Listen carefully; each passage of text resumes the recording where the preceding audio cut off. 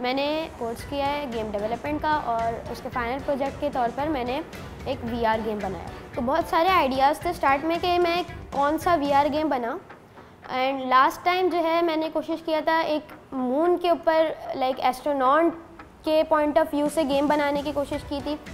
और वो जो है ऑलरेडी मैं एक यूनिक आइडिया था, क्योंकि स्पेस में जो है जो एक यूनिक फीलिंग आती, क्योंकि वीआर में था तो वो ज़्यादा इमर्सिव भी होता।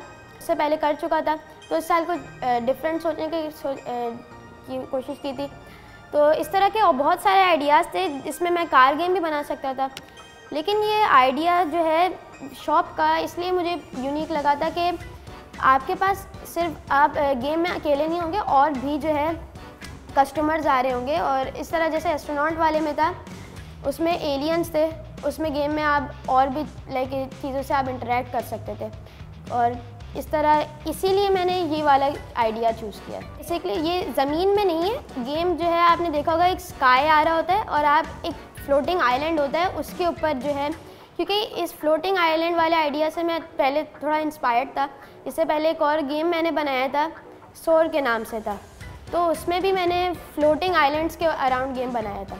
आपका काम यह है आपने फ्रूट सेल करना है, आपके पास कस्टमर्स आते हैं और वो आपसे रैंडम बेसिस पर जो है कौन सा फ्रूट मांगना है, ये एक उसकी एल्गोरिथम जो है वो रैंडम है, कितने मांगने हैं वो भी रैंडम है, कौन सा किस स्किन का कस्टमर आएगा वो भी रैंडम है।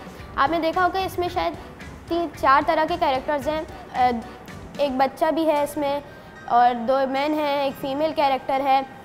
इस तरह इसमें एप्पल्स हैं, बनाना, ऑरेंज और पियर, ये हैं। और ये अप टू आपसे 5 फ्रूट्स एक टाइम पे मांग सकता है। जो भी चीज़ रियलिटी में होती है बेसिकली वो चीज़ वर्चुअल में कन्वर्ट होके वहाँ पे भी वो एक्शन परफॉर्म होता है। हम इस तरह के वीआर जो होते हैं वो सबसे पहले गूगल ने स्टार्ट किया था गूगल कार्डबोर्ड के साथ, और जो है उसका एक पैकेज आता है तो उसमें कुछ ऐसी चीज़ें होती हैं कि ये इसको वीआर कंपैटिबल कर देता है।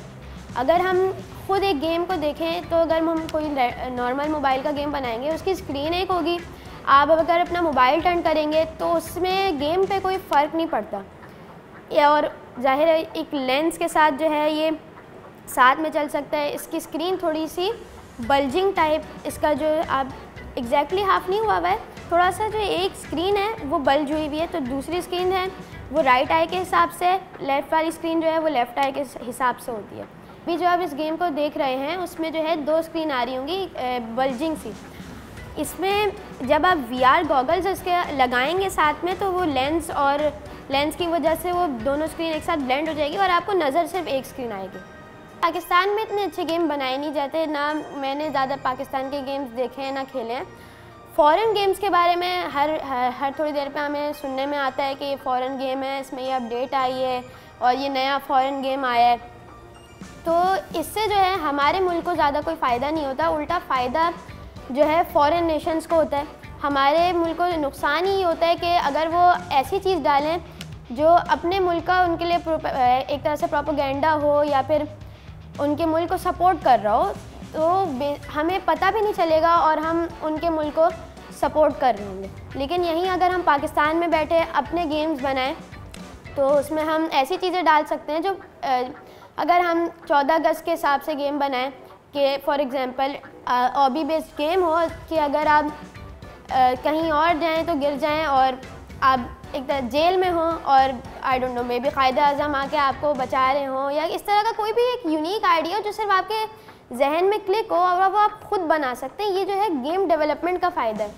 और अगर हम गेम बनाएं ऐसे जो कि एजुकेशनल हैं, उसमें फिर ये गेम जो है आपको नुकसान देने के बजाय फ़ायदा भी देने लगेंगे। ये जो है वीआर गेम डेवलपमेंट का एक बहुत बड़ा फ़ायदा है कि अगर आपने ये स्किल सीख ली तो, क्योंकि गेम्स का बहुत क्रेज़ है और बहुत सारे बच्चों को शौक़ है गेम्स खेलने का, तो अगर हम उनको राइट मैसेज दें, अगर हम उनको एजुकेशनल गेम्स दें, ऐसे गेम्स दें जिसमें वायलेंस नहीं हो, इर्रेलेवेंट चीज़ें नहीं हो, तो फिर वो उनके लिए भी बेहतर होएगा।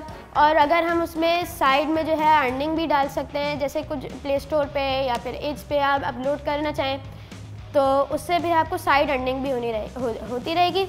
मैंने भी ये चाहा था कि इस गेम को मैं itch.io पे अपलोड करूं, लेकिन अभी मैं उसी पे काम कर रहा हूँ कि इसको अपलोड करूँ। फॉर द मोमेंट वेबसाइट पता नहीं खुल नहीं रही है, तो इसलिए अभी तक मैंने इसको डाला नहीं है ऑनलाइन। एक एग्जीबिशन में कोई आया था तो उसने कहा था कि जैसे अगर ये गेम है, इसमें दूसरे गेम्स में ये फ़र्क है कि आप अगर इसमें हिलते रहेंगे, आप इसमें एंगेज रहेंगे, आपके हाथ हिलते रहेंगे। और जो मॉडर्न वीआर गेम्स हैं उसमें भी ये होता है कि आप जो है ट्रेडमिल पे फॉर एग्जांपल खड़े होते हैं, तो अगर आप रनिंग करते हैं, आप गेम में भी रन करें और फॉर एग्जांपल आपके पीछे अगर जैसे ज़ोंबी हो और आप रनिंग करना शुरू हो जाएँ तो वो ऑटोमेटिकली आपकी हेल्थ के लिए भी बेहतर होगा। ये एक जो है वीआर गेम्स का फ़ायदा है।